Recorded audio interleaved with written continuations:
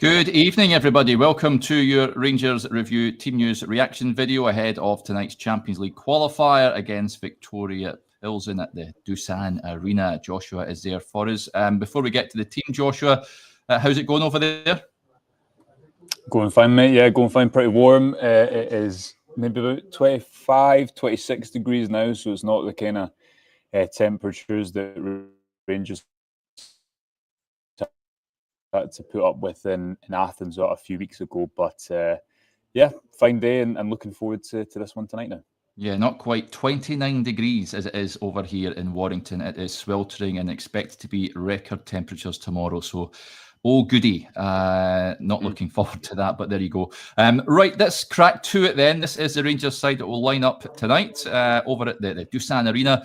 Rangers going with Jack Butland in goal. The back four of James Tavernier, Nasser Giga, John Suter and Jeff Day. A midfield trio of Nico Raskin, Mohamed Diamande and Lyle Cameron. So no Joe Rothwell or Max Aarons in that Rangers starting 11. And the front three, as expected, Oliver Antman, Cyril Dessers and Atman Gasama. On the bench for Rangers tonight, Kelly, Rothwell, Cortez, Barron, Bayrami, Dowell, Fernandez, Gentles, Danilo, Royce, Curtis and Xander Hutton.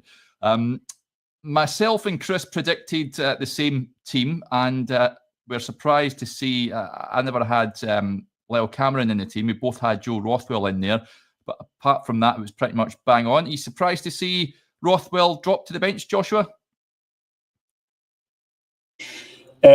Not particularly, because Russell Martin has said he's going to rotate, and he kind of said he regretted not doing that at the weekend. And I think he'll maybe look at the energy of the team in recent games and dissect that if he wants to play at a certain intensity, he needs to make a certain amount of changes. Joe Rothwell's kind of come off around the 60-minute mark, Derek, every time this season, hasn't he? And he's played every game. So not particularly surprised that he sits this one out. I think it's indicative of how Martin's going to approach these games, even though Rangers have a lead to protect, that rather than maybe going for a slightly more defensive move and playing Raskin as a number 8 and Rothwell's a sitter, he keeps Lyle Cameron in there, who I think merits that place. Was probably Rangers' best player, definitely one of them last week in the home leg. Maybe that's harsh because of Gasama's goals and Giga, but he was certainly up there in the top 3 or 4. And Nico Raskin, after what we spoke about last night, after what Russell Martin said here in this room in the press conference yesterday, gets that opportunity in the number 6 position, and he will. It's a great opportunity for him, I think, to claim it for a while. And it's not a bad thing for Rangers to have players competing in positions. Derek is as important as the number 6 one. They've lacked that for a good long while, and maybe, just maybe, Russell Martin also realises and thinks that if he wants to build some consistency into this team, there needs to be competition, and you can't get away from the fact that just hasn't existed for the last few years. And I don't think it's coincidental that sometimes performances have maybe been impacted by the fact that players know, regardless of how they play, they're probably going to keep their place in the team. So I don't think it's a bad thing. I'm happy to see Nico Raskin in there because that's his best position. That's where he wants to play. And it'll be intriguing to see how Rangers' performance is impacted by him there instead of Joe Rothwell. Yeah, I echo that. I wanted to see him in the number 6 tonight, and just going forward, really, I think that, as you say, it's his best position. Build your team around Nico Raskin. Big night for him tonight. I'm sure he'll do his utmost, and he'll be a star performer for Rangers. Lyle Cameron then gets a nod in that midfield trio, Joshua. What are you expecting tonight from him? It wasn't the only one that was a tad off the boil at the weekend. Other than that, he's showed good endeavour. I've been pretty happy with his contribution thus far, but a big European night for him tonight. Yeah, I thought he was fine at the weekend. I think actually part of the reaction when Kieran Dowell came on was in part, people can correct me if they think I'm wrong from the game, but if you were at the game, I think it was partly because Lyle Cameron was coming off and he'd been one of Rangers' brighter performers. I take your point. He wasn't as influential as he was in midweek, and I actually think that what worked quite well against Pilsen, and you saw this for the first goal, was those wide runs he made to create space for others. And I think what Rangers actually lacked at the weekend was they had too many players going out wide and not enough central penetration. And as a result of that, it was too easy for Dundee to just kind of show them down the side, show them around their shape, and instead of going through the centre, which Rangers did very sporadically. Tonight, there will be space to play. And that will will suit Rangers based on what we've seen so far. I don't think we necessarily learn much tonight. Maybe a bit about how Rangers deal with a pressurised situation because they are heavy favourites tonight. But tactically, I don't think we'll learn too much because I'd be amazed if Plzen set off. I think they've got to go for it and try and get an early goal. And those well-timed rotations that we saw down the left-hand side, the space that Gasama and Atman had to play into during the first leg, you'd anticipate that they'll be on show tonight as well. Yes, and that front three, Oliver Atman had quite the debut last week, Joshua, and him and Gasama. You're looking at both of them now. I would have wanted them to get on the ball more at the weekend. You'd imagine Plzen, as you say, the onus is on them to come at Rangers. That surely plays into Rangers' hands, and they'll be looking to get the ball to those two flying machines on both flanks.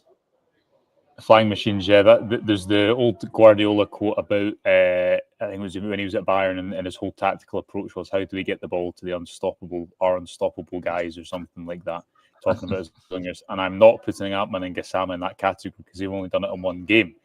However, again, what I think you see is I was writing about this today for a piece we've got, you'll be glad to know, Derek, coming up on the low block and Tello Asgard and Mikey Moore, how they fit into that, and what's the plan and why did it look so stodgy at the weekend. The weekend's game, I think, in part because of how Rangers play, and also in part because Dundee had this back five, meant that there was just no space for Atman or Gasama. And part of that's because if they're not going through the middle at all, Dundee know they always want to go down the sides. They can keep their wing backs really tight, and it's so difficult for the wingers to receive. Again, I think if you have an Asgard or even a Mikey Moore, I wouldn't be surprised if you see Mikey Moore play as like a left number 8 in games like the weekend going. Just because of the positions in which they pick the ball up, I think Rangers desperately need someone who can drive and be aggressive and dribble in the middle of the park. You're right, they do have two comfortable ball carriers out wide now. We've seen them be more effective in transition. How much will we learn tonight? Another encouraging performance certainly wouldn't hurt. But I just think if we move it back to as well, how will this look against Alloa? How will this look domestically? If you start to get an Asgard or someone in the middle who can carry the ball in a way that we've not seen from Rangers midfielders so far, Joe Rothwell has a little bit of it. It should create the type of spaces that you're right to say they will have tonight. And last week, Plzen couldn't really live with that. As you say, they're going to have to be aggressive. They're going to have to attack Rangers quite quickly, and that should open up those spaces that both those wingers were able to exploit last week. Yes, this is the Viktoria Plzen team, folks, for those that are interested. 3-4-1-2 for them. Jedlicka in goal, a back three of Paluska, Dwe and Jemelka. A midfield of Memic, Valenta, Sherv and Spasil, with Adu supporting Durozinme and Mati Vidra up top. So that is how they shape up. This is an interesting point from Janet. We discussed it a bit on the show this morning when Chris was on with me. He starts tonight, Joshua, but Janet says, do you guys think Jeffy will leave? This is coming a bit of noise over in his homeland at Palmeiras. Are keen on him. He's just forced his way back into the team. I'm pleased he's playing, incidentally, just provides more balance as opposed to an out-of-position Max Aarons. I would be reluctant to allow Jeffy to leave at this point, given Ridvan's situation. Robbie Fraser seems well out the picture as well. Joshua, I still think Rangers need to bolster that left-back area and bring someone else in, but you don't want to leave yourself short there. You don't. In an ideal, Rangers are looking at left backs, and I think part of there's a lot of moving parts with the left back situation. So in an ideal world, I think what happens is Rangers probably keep Jeff Day as backup or a kind of challenger, the position he was really supposed to fulfill last year. They get in a first team left back who is the first choice there, Nobel Mendy, who could be unveiled tomorrow, we think, if not the next day. He can cover left back, but he's not coming. He's coming in to play at centre half, and he's left-footed and should give more balance. But as I say, in an ideal world, you get about €3.5 million for Ridvan is roughly we think what it would take for Rangers to agree to that deal with Besiktas. But there's interest from elsewhere, and there's been this gap in evaluation that we've reported on for a couple of weeks now. You keep Jeffy as a challenger, and then you get another left back in. But there's a few issues with that. Number one is if you get an offer for Jeffy that is a real upgrade on what Rangers paid, which is under £1 million for him, it's hard to not accept that if you get a really good offer for him, because you need to take these offers when they come along, and Rangers haven't done that. You need to get players off the books, but then again, if you sell Chefty, you're still selling Ridvan. You need to bring 2 left backs in. He's only 21. He's not a player that I would be chasing out the door at all. For me, he's got weaknesses to his game, but for me, he is a demonstration of the fact that when you don't have a strong set of group of senior pros, you rely on these guys who aren't ready to be the leaders in the team, and they kind of become the fall guys a little bit too. Say what you want about him, for under £1 million, Derek, he will make Rangers more money. He'll make Rangers more money than that. But it's a very fluid situation, the left back spot at the moment. But to reiterate, our understanding is that Rangers, even if Chefty were not to leave, and if he is not to leave, then Rangers would be looking at bringing in a left back anyway, and they need that because Ridvan is out the picture alongside Robbie Fraser as well at the moment. But what we will continue to come back to in the next few weeks, Derek, is this is a squad that is about 34 players, I think it is, 33, 34 players. It's way too big. It's way too big. And while there's still work to be done in the transfer window, that wage bill needs to start coming down in its final weeks. Yep, it needs streamlined. For those asking, it's still someone asking, is the game on the TV tonight? If you've got a VPN, you can watch it on Rangers TV. If you are abroad, Solid Sport, which I'd never heard of before yesterday, the Swedish TV production company. Chris said that they showed it the Dundee United game this season. So that is on Solid Sport, £12. I believe it costs to watch Rangers tonight. I'm surprised we've never seen Premier Sports or BBC step up as they have done at the previous matches. But there you go. You want to jump in there, Joshua? I was just going to say, it's such a not to be a man shouting at the clouds, but it's such a sham the amount of subscriptions that people have to pay to watch their team, and that is But the authorities won't care what we say in this, Derek. But nonetheless, just to make that point, I think we should have bid for the rights. I don't know how much it would have cost, but can you imagine that? I'll say to Johnny, stick a bit in next for the playoff round. If nobody's stepping up, then the Rangers review will show it. There you go. And just another bit of news, Joshua, that we touched on last night when Russell Martin was asked about it at his press conference about the St Mirren game. Rangers have now withdrawn that request to postpone the upcoming meeting with St Mirren on August 24th. So it will go ahead as planned, taking place at the Smysa Stadium and kick off at 12 p.m. That's probably the right thing to do. That doesn't mean that Rangers are going to drop points there. I think there's a very good chance that will happen, but I wouldn't have been postponing that, Joshua, given the start to the season. Would you go along with that? Yeah, Russell Martin again yesterday was trying to play down, saying that the decision hadn't been made and it wasn't a bearing on the league table at the moment.